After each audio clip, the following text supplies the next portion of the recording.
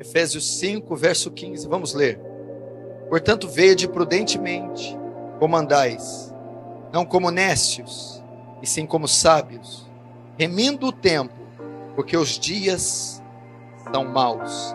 Ensina-nos a contar nossos dias de tal maneira que alcancemos coração sábio. O que esses dois textos têm em comum? O Salmo está dizendo assim: ensina-nos a usar o nosso tempo. Ensina-nos a gastar o nosso tempo. Ensina-nos a viver a nossa vida. A oração do salmista é: ensina-me a usar o meu tempo de forma adequada. Ensina-me a usar a minha vida. Paulo, escrevendo aos Efésios, recomenda: remindo o tempo, aproveitando o tempo, usando bem o tempo, usando bem a sua vida. Vede como prudentemente andeis, ou seja, como a sábios.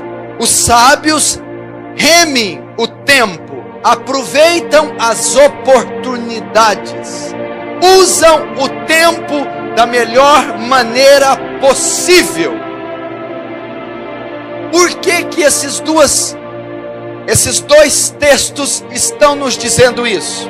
Então, para você jovem que está aqui, é uma ordem de Deus para você usar bem o seu tempo, gastar adequadamente o seu tempo, remir os tempos, aproveitar as oportunidades.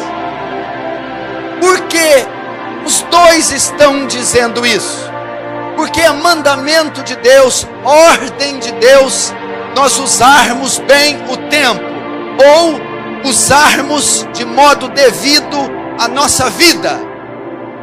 O mesmo Salmo 90 responde: pois todos os nossos dias vão passando na tua ira, acabam-se nossos anos como um conto ligeiro. Verso 10: a duração da nossa vida é 70 anos, e se alguns pelo seu vigor chegam a 80, o melhor deles é canseira e enfado, porque tudo passa rapidamente e nós voamos. Salmo 103, verso 15 e 16, afirma a mesma coisa. Quanto ao homem, os seus dias são como a erva, como a flor do campo, assim ele floresce, pois soprando nele o vento, desaparece, e o seu lugar não será mais conhecido. Esses dois textos, eles respondem por que você deve saber usar o seu tempo. Você sabe por que você deve saber conduzir a sua vida, usar o seu tempo? Por causa da brevidade da vida. Brevidade, qualidade daquilo que é breve. Porque a sua vida é passageira. A sua vida passa como um conto ligeiro. A nossa vida é como erva do campo, mato. O sol seca, o vento assopra e não se conhece mais o seu lugar. A nossa vida é breve. Daqui 30 anos, alguns aqui vão estar começando a pensar em aposentadoria. Vão estar sofrendo de dores no corpo, dores nos ossos, e muita reclamação física. Daqui 100 anos, todo mundo, todas as pessoas desse salão estarão mortas. E a maioria não realizou 1/3 do que gostaria. E cumpriu-se Eclesiastes 1, verso 1 e 2. Tudo é vaidade. É assim que se resume a nossa vida. Não sou eu que estou dizendo, é o salmista. Nossa vida passa como um conto ligeiro. É passageiro. Outro texto diz aqui: faz-me, Senhor, conhecer o meu fim e o número dos meus dias, para que eu saiba quão frágil eu sou. Faz-me conhecer o meu fim. Qual é o meu fim? Breve. E o número dos meus dias? Poucos. Para que eu saiba o quão frágil, vulnerável, pequeno, insignificante eu sou. O problema da nossa geração é que ela não se dá conta da brevidade da vida. Dr. Billy Graham, o maior evangelista de todos os tempos, pegando uma conferência em Denver, com 80 anos de idade, encerrando o seu ministério, a sua carreira, perguntaram: o que o senhor deixa, Dr. Billy Graham? Ele disse: a brevidade da vida.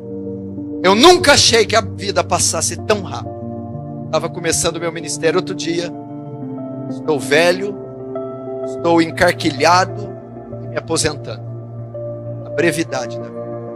É por essa razão que o apóstolo Paulo e que o salmista no Salmo 90 dizem para nós: ensina-me a gastar o meu tempo, ensina-me a remir meu tempo, ensina-me a usar de modo adequado o meu tempo, minhas oportunidades, ou seja, me ensina a viver, ensina-me a usar minha vida, porque ela é breve, ela vai passar, ela passa como um conto ligeiro, é como a erva que seca e o vento assopra.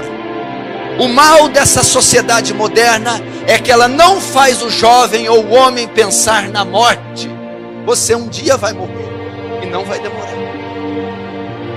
Você um dia vai deixar de viver nessa esfera terrena. Olha o que Tiago diz. Porque o que é a nossa vida?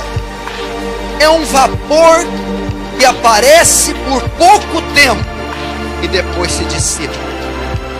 É a nossa vida. É um vapor. Você já viu quando você abre a tampa de uma panela fervendo e sai aquele vapor? Quantos segundos ele demora para desaparecer? 2, 3 segundos. É assim que Tiago descreve a vida de um homem, como um vapor que aparece por pouco tempo, depois se desvanece, se dissipa no ar. Você precisa ter essa consciência que a sua passagem na terra é breve.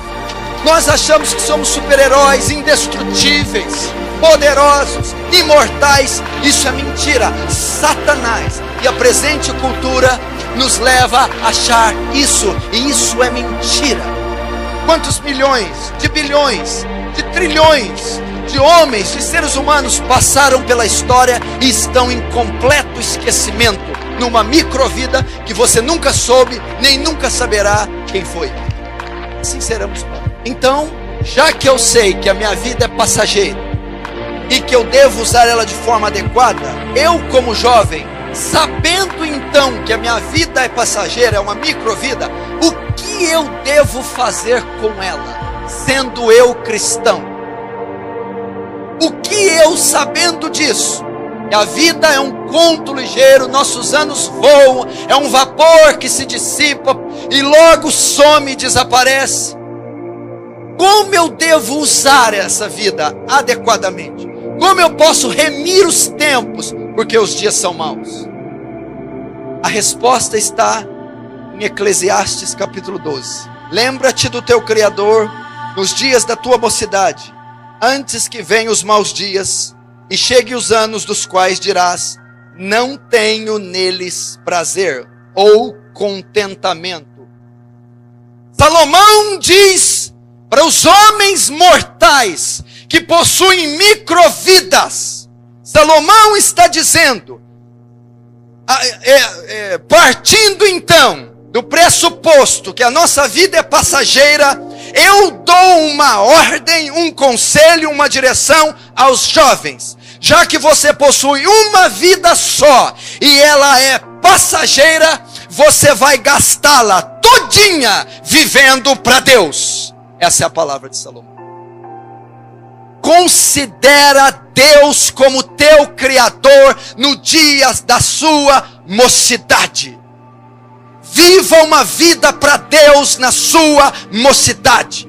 Entregue-se não 70, 80, nem 90. Entregue-se 100% a Deus na sua mocidade. É uma visão errada, equivoca-se quem acha que deve servir a Deus com piedade, zelo, só os anciãos, só os adultos. Que a vida cristã na juventude é uma época de se desfrutar de outras coisas e não se ter responsabilidade com Deus. Isso é mentira. E é isso que o jovem precisa. Reconheça Deus como seu dono. Jovem, você não é de si mesmo. Você possui um dono e um Senhor. O seu corpo não é seu. Não sabeis vós que os vossos corpos não são vossos, mas provenientes de Deus. Glorificai a Deus então com os vossos corpos. Lembra do teu Criador. Em qual período? Salomão vai dizer: na sua juventude, na sua mocidade. Por que Salomão vai dizer que eu tenho que entregar a minha vida na juventude? Você já imaginou você ir para a guerra só depois, no final da batalha? Você já imaginou se amarrar o seu tênis para correr só a última volta da corrida? Não são só ministérios e obrigações. É um chamado a andar com Deus, é um chamado a caminhar com Deus. Veja os jovens do Antigo Testamento, veja José, veja Davi, veja Sadraque, Mesaque e Abednego, veja Daniel, jovens que tinham 15, 14, 16, 17 anos e viveram vidas intensas. Eu não vejo José paquerando em porta de igreja. Eu não vejo José se vestindo como uma moça com a calça 5 números apertados. Eu não vejo isso. Eu vejo José sendo trancado num calabouço. Eu vejo José correndo da mulher de Potifar. Eu vejo José sendo fiel. E eu vejo José salvando a nação inteira de Israel. Jacó, a sua esposa e os seus 70 parentes. Eu não vejo os jovens como de hoje. Você acha que jovem radical é essa geração David Keelan? Tira o pé do chão, camisas apertadas, gospel dizendo eu amo e sou apaixonado por Jesus. Isso é fajuto. Esse louvor contemporâneo doutrina a juventude, porque a juventude não lê a palavra, não estuda a teologia, não faz a exegese dos textos, e toda a doutrina da juventude vem de jargões de ministros de louvor, que geralmente são nada mais do que celebrações da carne. Ser radical é pôr camisas apertadas, é tirar o pé do chão. Ser radical, vou te dizer, é o jovem Estevão. Estevão, leia Atos capítulo 6 e capítulo 7. Você vai ver que Deus fazia maravilhas e sinais pela mão de Estevão. Estevão entrou numa sinagoga. Sabe o que é sinagoga? Sabe o que é um sinédrio? 70 doutores da lei estão lá. Nenhum desses doutores pôde se opor à sabedoria e o poder que Estevão falava.